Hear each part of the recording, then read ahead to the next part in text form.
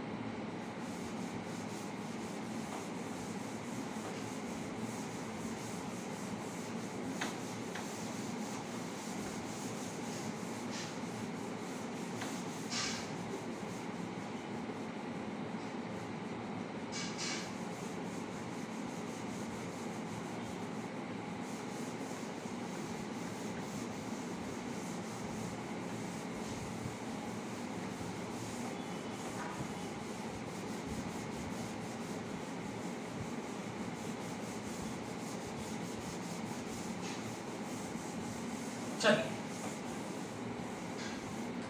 अब मैं क्या करता हूं, मैं अलग अलग इलेक्ट्रोड्स लेता हूं और इस बार मैं सबसे पहले कॉपर नाइट्रेट लेता हूं। सबसे पहले copper nitrate with copper anode and silver cathode. In fact मैं पूरा का पूरा सेटअप ही मुझे लगता है ये इरेज करना पड़ेगा। चलिए, पूरा का पूरा सेटअप ही इरेज करते हैं।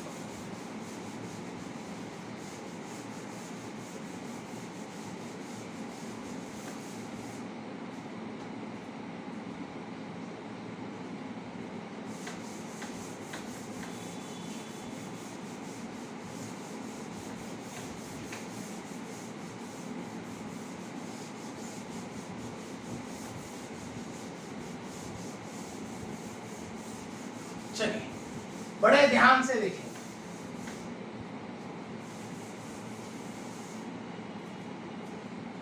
Copper nitrate, let me take some chalks, aqueous copper nitrate with copper anode and silver cathode। बड़े ध्यान से देखिए, मैंने एनोड भी अलग लिया है और कैथोड भी अलग लिया है। एनोड पे मैंने कॉपर लिया है, कैथोड पे मैंने सिल्वर लिया है। चलिए, सबसे पहले तो हम सेटअप बना लेते हैं अपना।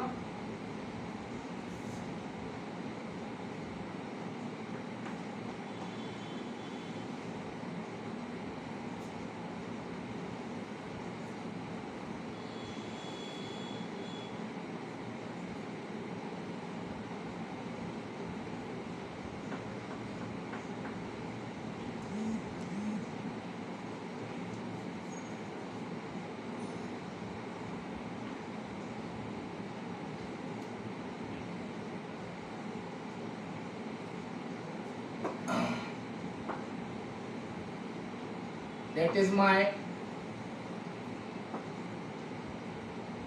silver,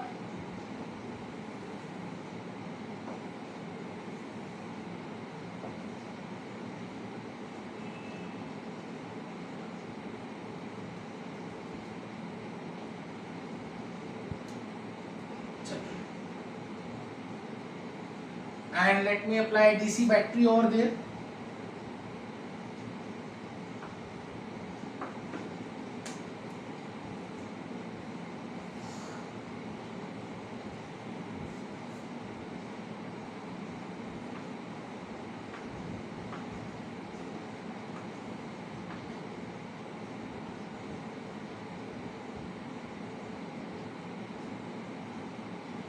In that manner. That is my DC battery.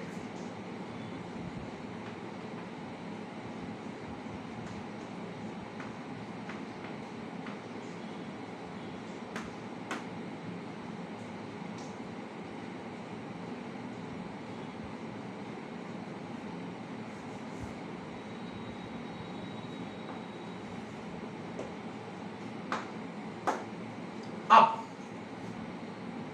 बड़े ध्यान से देखा जाए, थोड़ा सा हमें रोड्स गड़बड़ हो गई है, बराबर नहीं है। परफेक्ट, थोड़ा सा एक गड़बड़ हुई है, मैं इसको भी सही कर देता हूँ।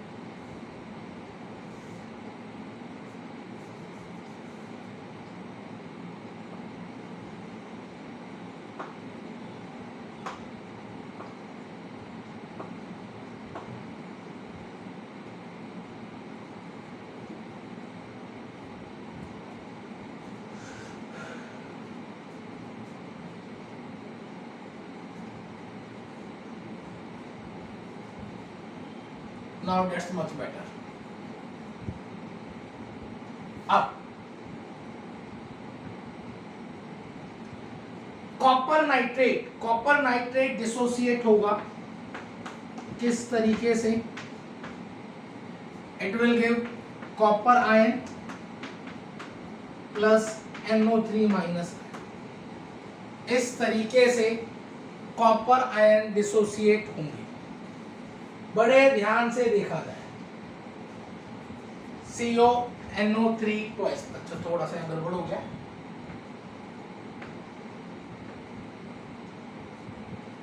In that manner they will dissociate। इस तरीके से वहां पर डिसोसिएशन होगा और इसके डिसोसिएशन की वजह से वहां पर कुछ वाटर का भी डिसोसिएशन होगा। वाटर आयंस भी डिसोसिएट करेंगे और डिसोसिएट कर कर वहां पर कुछ H+ आयंस और OH- आयंस दे देंगे। वाटर का भी वहां पर कुछ ना कुछ डिसोसिएशन होगा और उसके डिसोसिएशन की वजह से कुछ H+ आयंस और कुछ OH- आयंस नजर आएंगे। तो कौन कौन से हमारे पास आयंस यहाँ पर सॉल्यूशन में नजर आएंगे? एक तो H+, एक Cu2+, एक OH- और एक नाइट्रेट आयंस।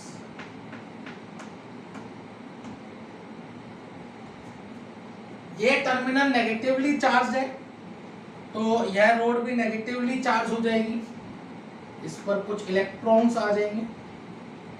ये टर्मिनल पॉजिटिव साइड से कनेक्टेड है बैटरी के, तो यहाँ पर कुछ पॉजिटिव चार्ज आ जाएगा और एक पॉजिटिवली चार्ज इलेक्ट्रोड हो जाएगा। अब once again will always first analyze and write the anode reaction।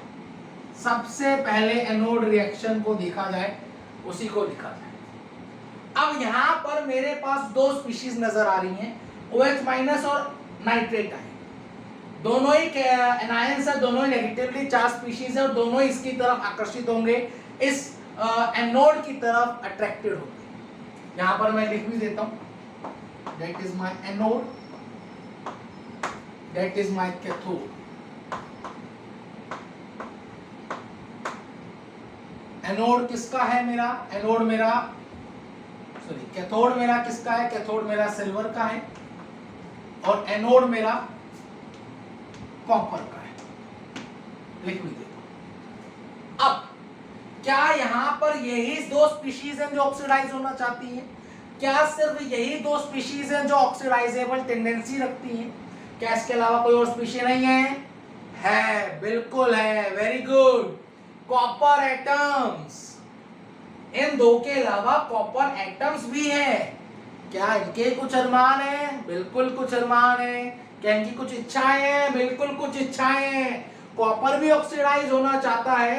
Copper की ऑक्सीडाइज होने की टेंडेंसी OH- से भी ज्यादा है, नाइट्रेट आयन से भी ज्यादा है। कॉपर की ऑक्सीडाइज होने की टेंडेंसी दोनों से ज्यादा है और इस वजह से प्रेफरेंशियल ऑक्सीडेशन होगा, कॉपर ऑक्सीडाइज होगा। कॉपर अपने दो इलेक्ट्रॉन्स छोड़कर कॉपर आयन बनकर इस सॉल्यूशन में आ जाएगा। यहां से कॉपर एटम अपने दो इलेक्ट्रॉन्स को छोड़कर इलेक्ट्रोड पर छोड़कर आयन बनकर सॉल्यूशन में आ जाएगा। अब कैथोड पर क्या होगा?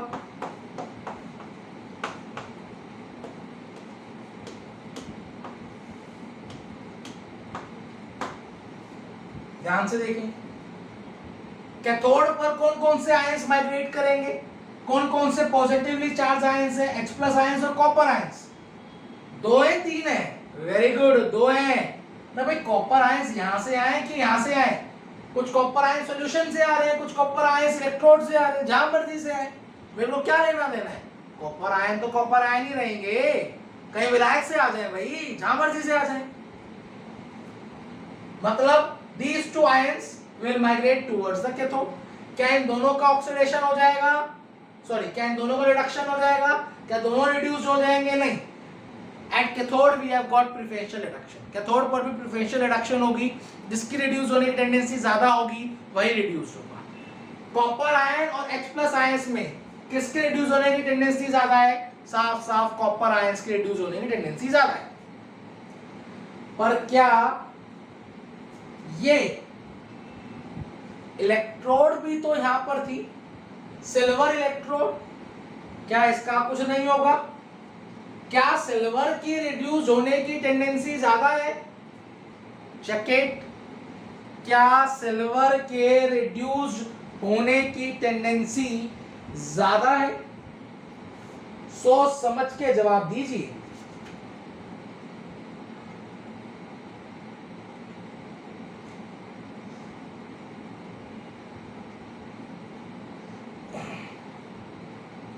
Why?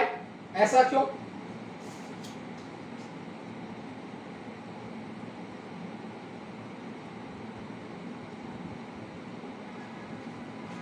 गलत।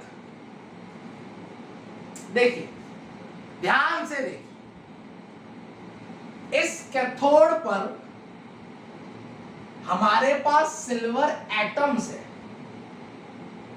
सिल्वर एटम की रिड्यूस होने की टेंडेंसी नहीं है। सिल्वर एटम रिड्यूस होना नहीं चाहते हैं, सिल्वर आयन रिड्यूस होना चाहते हैं। ध्यान से देखिए, सिल्वर आयंस रिड्यूस होना चाहते हैं। इस इलेक्ट्रोड पे सिल्वर एटम है, बिल्कुल है, पर इन मेटेलिक सिल्वर की सिल्वर एटम की रिड्यूस होने की कोई टेंडेंसी नहीं है। टेंडेंसी किसकी है, सिल्वर आयन की रिड्यूस होने की टेंडेंसी। सिल्वर आयन रिड्यूस होना चाहती है। क्या मेरे पास सिल्वर आयन है, सिल्वर आयन है ही नहीं, यहां पर मेटेलिक सिल्वर है। मेटेलिक सिल्वर कभी भी एक इलेक्ट्रॉन को एक्सेप्ट कर कर Ag माइनस कभी नहीं बनाता है। क्या कभी आपने ऐसा पढ़ा है, Ag plus 1 electron gives Ag minus, कभी पढ़ा है? हो ही नहीं सकता, असंभव। सिल्वर एटम की रिड्यूस होने की टेंडेंसी नहीं है, टेंडेंसी सिल्वर आयन की रिड्यूस होने, इसलिए यहां पर सिल्वर पार्टिसिपेट नहीं करेगा। और यहां पर भी कॉपर आयंस इस कैथोड पे जाएंगे, इस कैथोड से जाके टकराएंगे, दो इलेक्ट्रॉन एक्सेप्ट करेंगे और मेटेलिक कॉपर बना लेंगे। और यहां पर वंस अगेन कॉपर का डिपोजिशन होता हुआ नजर आएगा, कुछ इस तरीके से। और हम अगेन यहां पर we can write the overall reaction।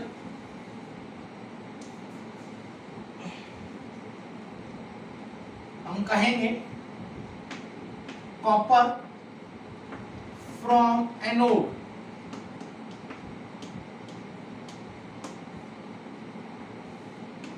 will migrate, sorry, will deposit at cathode।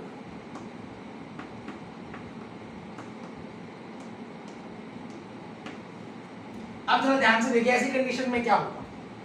That is my overall reaction. यहां से कॉपर एटम आते जाएंगे, एनोड पतली होती जाएगी, कैथोड मोटी होती जाएगी। कैथोड कॉपर की थी, सॉरी कैथोड सिल्वर की थी। इस सिल्वर पर कॉपर की कोटिंग होती जाएगी। यहां से कॉपर आयंस आते रहेंगे, कॉपर एटम्स अपने इलेक्ट्रॉन छोड़ के आयंस बन के सॉल्यूशन में आते रहेंगे, और यहां से कॉपर आयंस इस कैथोड से टकराकर मेटेलिक कॉपर बनकर वहां पर डिपॉजिट होते रहेंगे। इस तरीके से कॉपर का डिपोजिशन होगा, कॉपर की कवरिंग होगी, कॉपर का वहां पर परत चढ़ती रहेगी। इलेक्ट्रोप्लेटिंग होती है। इस तरीके से सिल्वर इलेक्ट्रोड के ऊपर कॉपर की एक परत चढ़ जाएगी, कॉपर की प्लेटिंग हो जाएगी। That will be the reaction which would occur in that electrolytic cell। और इसी समय मैं इसका स्टैंडर्ड रिप्रेजेंटेशन भी लिख देता हूँ। एनोड पर हमने लिया है कॉपर और हमें मिल क्या रहा है, कॉपर आयंस, और एनोड पे हमें क्या मिल रहा है, मेटेलिक कॉपर, और हमने लिया क्या है, सिल्वर। हमने aqueous copper nitrate, concentration C, temperature 25 degree Celsius. That would be the overall reaction which would take place in the electrolytic cell। बड़े ध्यान से देखा जाए, इस बार कैथोड भी अलग है, इलेक्ट्रोड भी अलग है। Observe it carefully। अब मैं इसी समय एक केस और कराता हूं, एक और केस मैं इसी समय आपको कराता हूं, बड़े ध्यान से समझेंगे। नेक्स्ट विल बी, एक काम करता हूं, मैं इसी कंडीशन में, कॉपर नाइट्रेट कंडीशन में, मैं इलेक्ट्रोड्स को उल्टा कर देता हूं। मैं काम करता हूं, मैं कॉपर नाइट्रेट में ही, पिछले कंडीशन में एनोड पर कॉपर लिया था, इस बार मैं एनोड पर सिल्वर ले लेता हूं, और पहले कैथोड पर सिल्वर लिया था, इस बार कैथोड पे सिल्वर कॉपर ले लेता हूं। मैं इलेक्ट्रोड्स को रिवर्स कर देता हूं, इलेक्ट्रोड्स उल्टे कर देता हूं। इस कंडीशन में जो इलेक्ट्रोड्स है, एनोड पर कॉपर है, कैथोड पे सिल्वर है। अब मैं उल्टा कर देता हूं, एनोड पे सिल्वर कर देता हूं और कैथोड पे कॉपर कर देता हूं। फिर देखता हूं वहां पर किस तरह की रिएक्शन हमें देखने को मिलती है।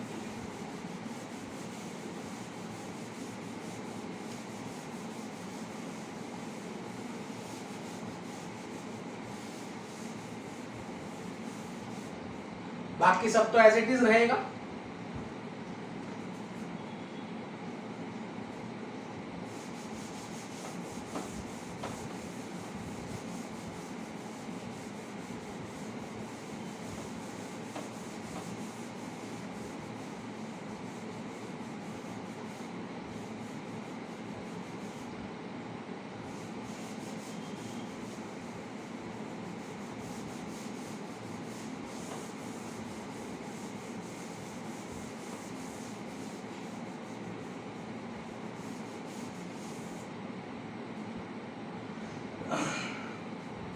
That is NO3 माइनस, और यहां पर मैं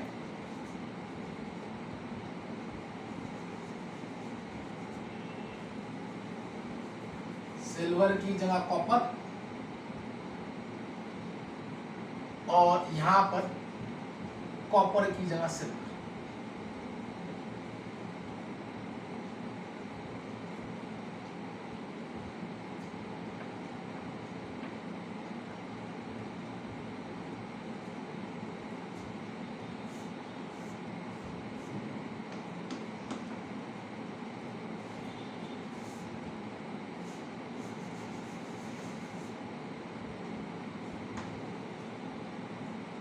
लीजिए, अब बड़े ध्यान से देखेंगे किस तरह का वहां पर रिएक्शन देखने को मिलेगा।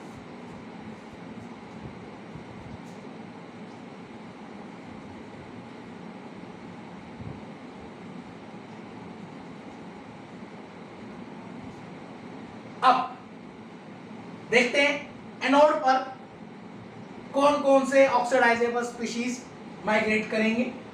हम कहते हैं हमारे पास यहाँ पर दो नेगेटिवली चार्ज स्पीशीज हैं, दो एनायंस हैं। इन दोनों की ऑक्सीडाइज होने की टेंडेंसी है, इन दोनों की इलेक्ट्रॉन को छोड़ने की टेंडेंसी है। ये नेगेटिवली चार्ज है, एनोड पॉजिटिवली चार्ज है। ये नेगेटिवली चार्ज पार्टिकल इस पॉजिटिव टर्मिनल की तरफ आकर्षित होंगे। अब क्या यहाँ पर यही दो स्पीशीज है? Once again we have got silver electrode, silver electrode भी, सिल्वर के भी कुछ अरमान है, कुछ इच्छाएं हैं, कुछ टेंडेंसी है।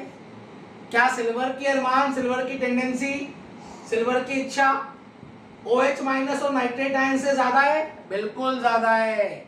सिल्वर आयन की ऑक्सीडाइज होने की टेंडेंसी दोनों से ज्यादा है। Observe it, silver ion has more oxidation potential, silver का ऑक्सीडेशन पोटेंशियल ज्यादा है, उसकी ऑक्सीडाइज होने की टेंडेंसी ज्यादा है, इसलिए सिल्वर के एटम ऑक्सीडाइज होंगे। सिल्वर के एटम अपने इलेक्ट्रॉन को छोड़कर, अपने इलेक्ट्रॉन को इसी इलेक्ट्रोड पे छोड़कर आयंस बनकर इस सॉल्यूशन में आ जाएंगे। सिल्वर के एटम्स यहां से इलेक्ट्रॉन को छोड़कर इस इलेक्ट्रोड पे इलेक्ट्रॉन को छोड़कर अपने इलेक्ट्रॉन्स इस इलेक्ट्रोड पे छोड़ देंगे, छोड़कर सिल्वर आयन बनकर सॉल्यूशन में आ जाएंगे। अब कैथोड पर क्या होगा जरा देखेंगे। कैथोड पर we have got 3 positively charge species, H+ ion, copper ion, silver ion. 3 species है, कॉपर आयन, सिल्वर आयन और H+ आयन। तीनों की रिड्यूस होने की टेंडेंसी है। पर वंस अगेन कैथोड पे we have got preferential reduction, तीनों ऑक्सीडाइज तो नहीं होंगे, जिसके रिड्यूस होने की टेंडेंसी ज्यादा होगी वही रिड्यूस होंगे। और साथ में कॉपर की इलेक्ट्रोड भी है, साथ में कॉपर की इलेक्ट्रोड भी है। किसकी टेंडेंसी ज्यादा है रिड्यूस होने की? H+, Cu2+, Ag+। Observe it, साफ साफ नजर आ रहा है Ag+ की रिड्यूस होने की टेंडेंसी ज्यादा है। मतलब इस कंडीशन पर Ag इलेक्ट्रॉन्स को एक्सेप्ट कर लेगा, Ag+ इस कैथोड पर जाएगा, कैथोड पे जाकर कैथोड से टकराएगा, टकराकर वहां से इलेक्ट्रॉन को एक्सेप्ट कर कर मेटालिक सिल्वर बना लेगा। और मेटालिक सिल्वर बनाने के बाद कैथोड पर डिपॉजिट हो जाएगा और वहां पर कुछ इस तरह की रिएक्शन नजर आएगी। फ्रॉम एनोड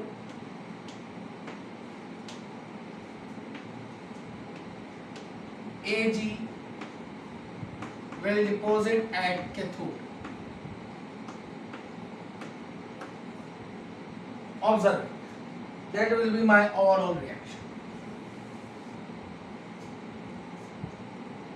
एनोड धीरे धीरे पतली होती जाएगी, कैथोड धीरे धीरे मोटी होती जाएगी। एनोड का मास कम होता जाएगा, कैथोड का मास बढ़ता जाएगा। कैथोड पर कॉपर है, कॉपर के ऊपर चांदी की परत चढ़ती जाएगी, कॉपर के ऊपर सिल्वर की कोटिंग होती जाएगी। पिछले केस में उल्टा हो रहा था, पिछले केस में चांदी के ऊपर कॉपर की कोटिंग हो रही थी, सिल्वर के ऊपर कॉपर की कोटिंग हो रही थी। इस केस में उल्टा हो रहा है, कॉपर के ऊपर चांदी की कोटिंग हो रही है, सिल्वर की कोटिंग हो रही है। Silver will deposited at cathode, silver की कोटिंग, सिल्वर की परत कॉपर के ऊपर चढ़ जाएगी।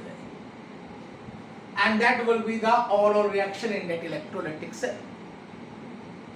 एंड इसी समय मैं यहां पर ओवरऑल रिएक्शन भी, ओवरऑल रिप्रेजेंटेशन भी लिख देता हूं।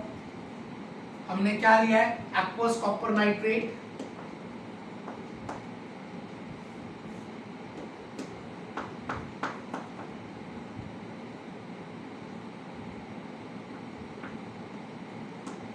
कंसंट्रेशन C,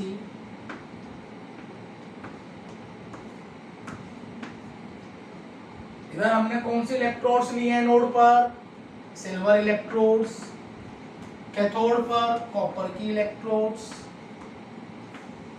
एनोड पर मिला क्या है? एनोड पर हमें Ag+ मिला है। कैथोड पर क्या मिला है? कैथोड पर हमें सिल्वर मिला है। That will be the overall representation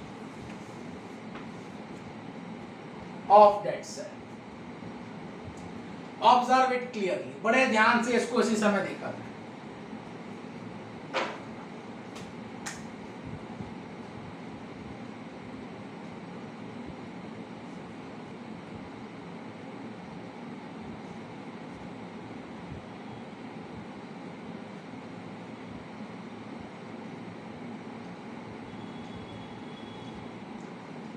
observe it carefully.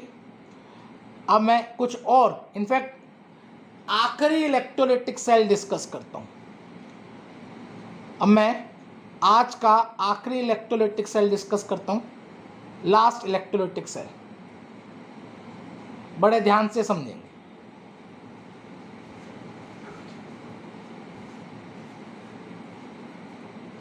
Next will be my the last electrolytic cell, in fact आज का बिल्कुल आखिरी article. Now silver nitrate with copper anode and silver cathode. Silver nitrate with copper anode and silver cathode.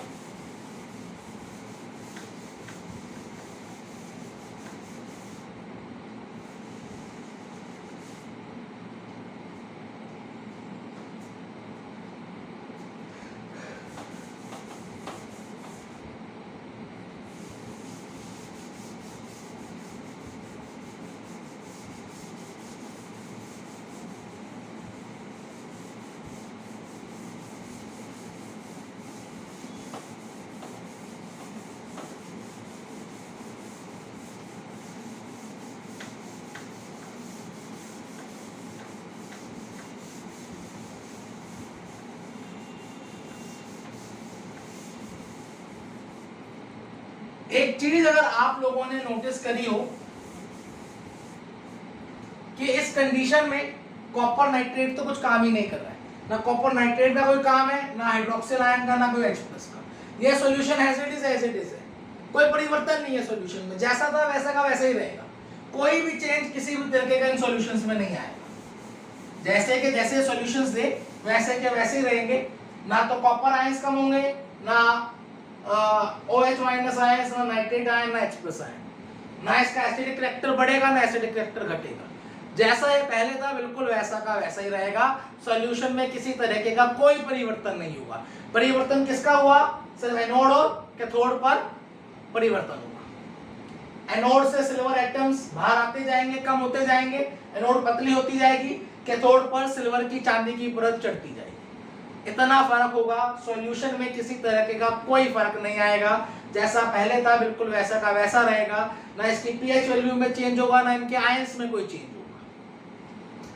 अब आखिरी article,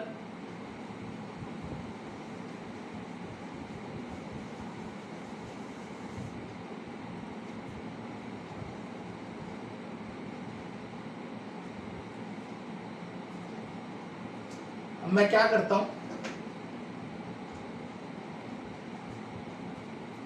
मैं silver nitrate ले,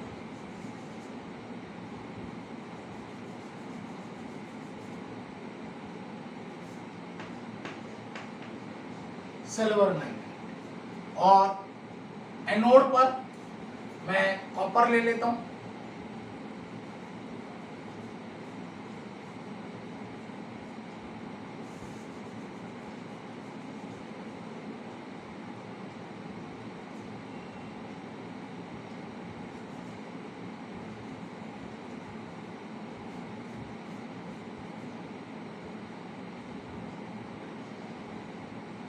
और anode पर सिल्वर।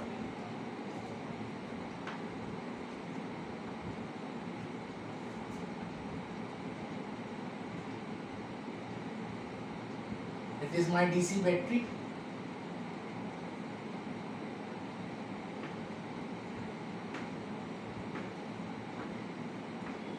अब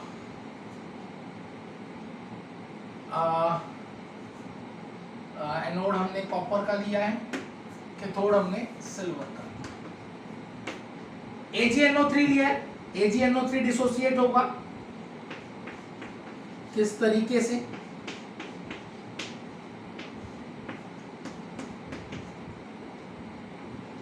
Ag प्लस NO3 माइनस। मतलब इस कंडीशन में सिल्वर आयंस होंगे, नाइट्रेट आयंस होंगे। और वहां पर कुछ पानी का भी डिसोसिएशन होगा, वाटर मॉलिक्यूल्स भी डिसोसिएट करेंगे और डिसोसिएट कर कर कुछ सिल्वर कुछ H+ आयंस दे देंगे और कुछ OH- आयंस दे देंगे। मतलब वहां पर कुछ इस तरह की कंडीशन होगी। Ag नाइट्रेट डिसोसिएट होकर Ag+ NO3-, water molecule dissociate होकर H+ और OH- आयंस दे देंगे। Once again we have to analyze that electrolytic cell। इस इलेक्ट्रोलाइटिक सेल में होने वाली रिएक्शन को समझना है। Once again सबसे पहली बात एनोड की करी जाएगी, फिर कैथोड की करी जाएगी। और एनोड पर भी have got preferential oxidation. Anode पर प्रेफरेंशियल ऑक्सीडेशन होती है। एनोड पर कौन कौन सी स्पीशीज है जरा देख लिया जाए। हम कहते हैं OH- आयंस और nitrate ions, both are negatively charged particles. This electrode is positively charged particle. ये दोनों इस एनोड की तरफ जाएंगे, पॉजिटिव टर्मिनल की तरफ जाएंगे। ये दोनों ऑक्सीडाइजेबल स्पीशीज हैं, दोनों की ऑक्सीडाइज होने की टेंडेंसी है। क्या इसके अलावा कोई ऑक्सीडाइजेबल स्पीशी है? बिल्कुल है, कॉपर एटम्स। यहाँ पर कॉपर की इलेक्ट्रोड है, कॉपर के भी कुछ अरमान है, कॉपर की भी कुछ इच्छाएं हैं। कॉपर भी ऑक्सीडाइज होना चाहता है और OH- और नाइट्रेट आयन से कॉपर की ऑक्सीडाइज होने की टेंडेंसी ज्यादा है। जब टेंडेंसी ज्यादा है तो कॉपर ऑक्सीडाइज होगा, OH- और नाइट्रेट आयन को ऑक्सीडाइज होने नहीं। वंस अगेन कॉपर की ऑक्सीडाइज होने की ज्यादा है, टेंडेंसी ज्यादा है। एनोड पे प्रेफरेंशियल ऑक्सीडेशन होगा, इस वजह से कॉपर के एटम ऑक्सीडाइज हो जाएंगे और वंस अगेन कॉपर के एटम्स अपने 2 इलेक्ट्रॉन्स को छोड़कर इस इलेक्ट्रोड पर छोड़कर कॉपर आयन बनकर सॉल्यूशन में आ जाएंगे, कुछ इस तरीके से।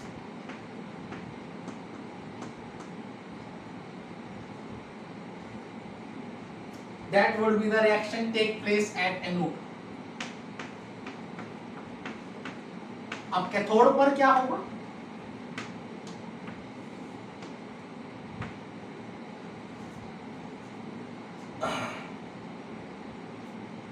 H+ ions, Ag+ ions, silver copper ions, 3 positively charge species है। तीनों की रिड्यूस होने की टेंडेंसी है, तीनों रिड्यूस होना चाहते हैं। दोनों तीनों की तीनों पॉजिटिव चार्ज है, ये नेगेटिवली चार्ज रॉड है।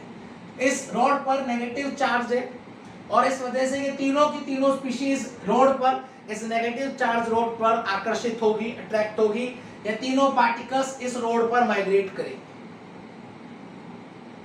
अब क्या ये तीनों के तीनों रिड्यूस हो जाएंगे? कभी नहीं। We have got preferential reduction. क्या इन तीनों के अलावा कोई और चीज है रिड्यूस होने के लिए? Silver atom. क्या सिल्वर एटम की रिड्यूस होने की कोई टेंडेंसी है?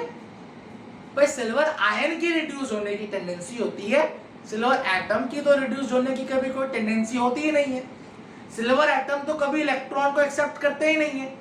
सिल्वर एटम कभी नहीं चाहते एक इलेक्ट्रॉन को एक्सेप्ट करना। कभी आपने पढ़ा है ऐसा? सिल्वर एटम एक इलेक्ट्रॉन एक्सेप्ट कर Ag- बना ले? कभी नहीं। इनफैक्ट सिल्वर एटम की रिड्यूस होने की कोई टेंडेंसी है ही नहीं। मतलब जो भी टेंडेंसी है रिड्यूस होने की इन तीनों आयंस की है, H+, Ag+ और कॉपर आयंस। इन तीनों में सबसे ज्यादा रिड्यूस होने की टेंडेंसी किसकी है? यस, इन तीनों में रिड्यूस होने की सबसे ज्यादा टेंडेंसी सिल्वर आयन की। H+ कॉपर आयंस और सिल्वर आयंस में सबसे ज्यादा रिड्यूस होने की टेंडेंसी कॉपर आयंस की है, सॉरी सिल्वर आयंस की है। और वंस अगेन सिल्वर आयंस एक इलेक्ट्रॉन एक्सेप्ट कर मेटालिक सिल्वर बनाकर will deposited at the cathode। Silver atoms इस कैथोड पे जाएंगे, टकराएंगे, इससे इलेक्ट्रॉन एक्सेप्ट करेंगे, इलेक्ट्रॉन एक्सेप्ट कर मेटालिक सिल्वर बनाकर वहां पर डिपॉजिट हो जाएंगे,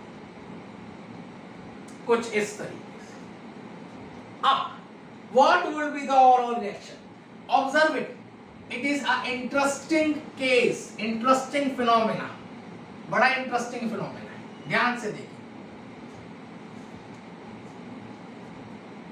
हो क्या रहा है वहां पर? कॉपर एटम्स एनोड से आ जा रहे हैं, एनोड से सॉल्यूशन में आ जा रहे हैं, और सॉल्यूशन से सिल्वर आयन कहां जा रहे हैं? कैथोड पर डिपॉजिट हो जा रहे हैं। कैथोड किसकी थी? कैथोड सिल्वर की, कैथोड ऑलरेडी सिल्वर की।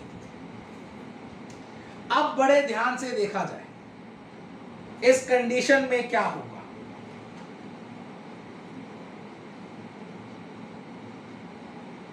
एनोड पतली होती जाएगी, कैथोड मोटी होती जाएगी। एनोड का मास कम होता जाएगा, कैथोड का मास बढ़ता जाएगा। पर इस पर और चांदी आती जाएगी, चांदी के ऊपर चांदी आती जाएगी, चांदी के ऊपर चांदी की परत चढ़ती रहेगी। इलेक्ट्रोप्लेटिंग चांदी की होगी। यहां से कॉपर आयंस कम होते रहेंगे, और इन कॉपर आयंस की बजाय ये कॉपर एटम्स यहां से कम होते रहेंगे एनोड से। एनोड पतली होती जाएगी, और यहां से कॉपर एटम्स कहां पर आ जाएंगे? इस सॉल्यूशन में आ जाएंगे, इस सॉल्यूशन, और इसी सॉल्यूशन में रहेंगे परमानेंटली। यह कॉपर एटम इसी सॉल्यूशन में रहेंगे परमानेंटली। अब क्या यहां पर ओवरऑल रिएक्शन लिख देता हूं मैं सबसे पहले।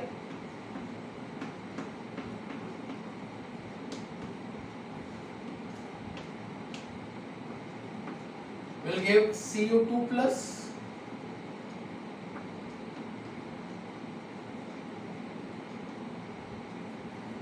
check my joke plus Ag. That would be the overall reaction. क्या मैं यहां पर इन दोनों को ऐड कर लिख सकता हूं? कभी नहीं। पहली बात, रिएक्टेंट साइड क्या लिया है? Silver nitrate. तो इलेक्ट्रोलिसिस सिल्वर नाइट्रेट का करा जा रहा है, तो रिएक्टेंट साइड या तो सिल्वर नाइट्रेट अपीयर हो सकता है या वाटर अपीयर हो सकता है। दूसरी बात, ये मेटल है, ऐड तो कर ही नहीं जा सकता। एक न्यूट्रल है और एक पॉजिटिवली चार्ज है, तो इनको तो वैसे ऐड नहीं करा जा सकता। मैं क्या करता हूं, मैं दोनों तरफ नाइट्रेट आयंस को ऐड कर देता हूं। Let me add nitrate ions both side. मैंने दोनों तरफ नाइट्रेट आयंस को ऐड कर दिया। अब एक चीज और नजर आ रही होगी, क्या इस रिएक्शन में इलेक्ट्रॉन बैलेंस्ड है? देखिए, यहां पर 2 इलेक्ट्रॉन जा रहे हैं, यहां पर 1 इलेक्ट्रॉन जा रहा है। इसका मतलब इस रिएक्शन के दौरान इलेक्ट्रॉन बैलेंस नहीं है। हमें सबसे पहले इसको बैलेंस करना होगा। इसको बैलेंस करने के लिए मैं इसे 2 से मल्टीप्लाई कर दूंगा, तो यहां पर आ जाएगा 2Ag plus 2 electron will gives 2Ag plus gives 2Ag। ऊपर Cu gives Cu2 plus 2 electron cancel हो गए। ओवरऑल रिएक्शन मिल गई 2Ag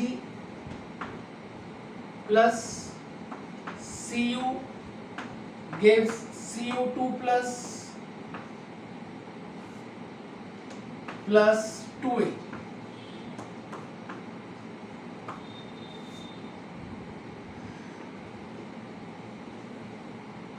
That would be the overall reaction। अब बड़े ध्यान से देखा जाए,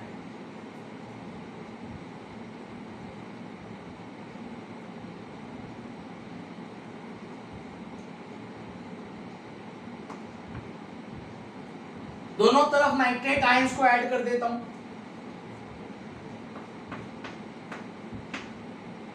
कितने नाइट्रेट आयंस ऐड होंगे?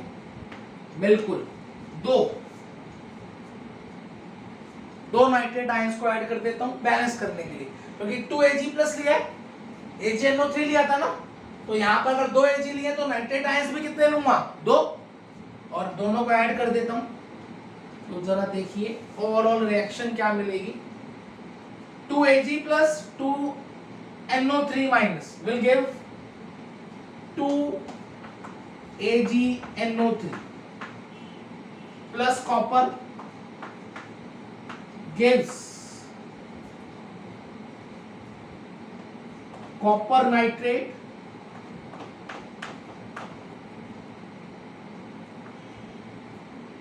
plus 2Ag।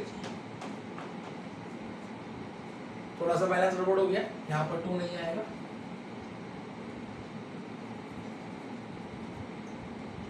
That would be the overall reaction।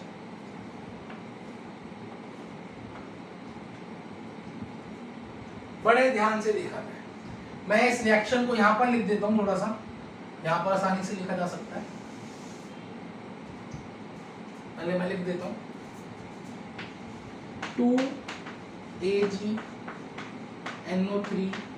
plus Cu gives 2Ag plus CuNO3 twice। That will be the overall reaction that will appear in that electrolytic cell। उस electrolytic cell में यह reaction होगी।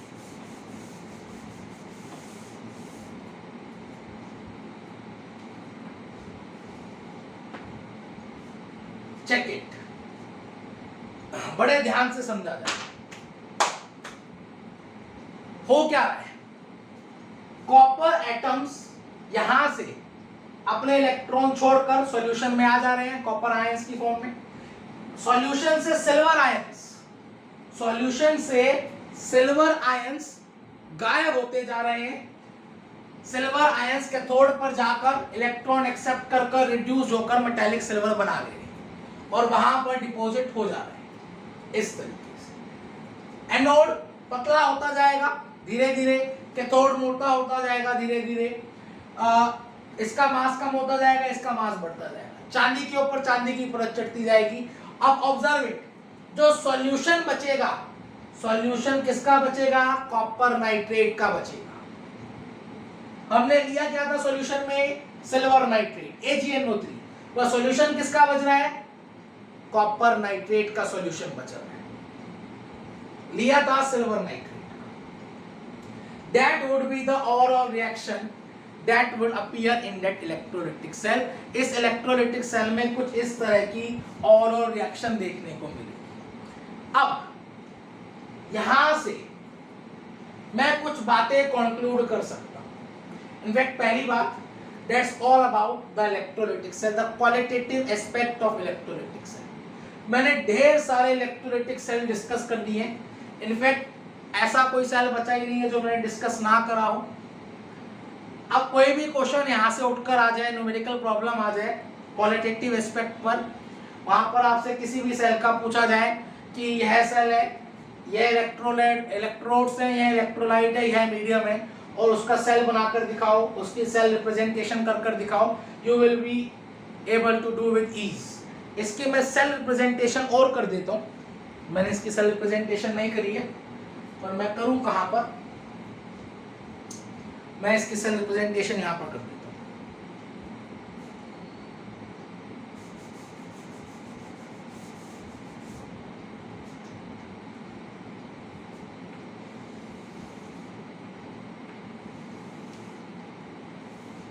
ये cathode पर हुई है,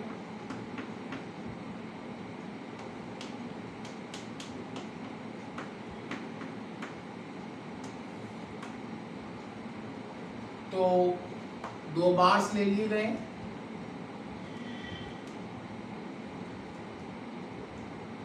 aqueous AgNO3,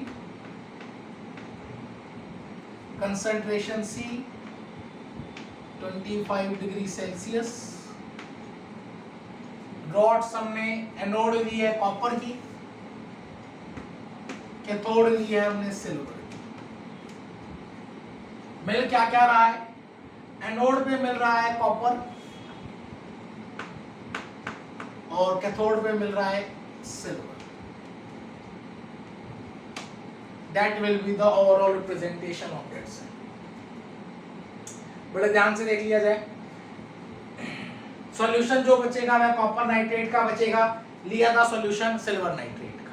That's all about the qualitative aspect of electrolytic cell. यहाँ से एक बात क्या कंक्लूड करी जा सकती है, सल्फेट आयन और नाइट्रेट आयन, सल्फेट आयन और नाइट्रेट आयन तो कभी किसी रिएक्शन में पार्टिसिपेट ही नहीं कर रहे. इनफैक्ट वे कभी पार्टिसिपेट करते ही नहीं है.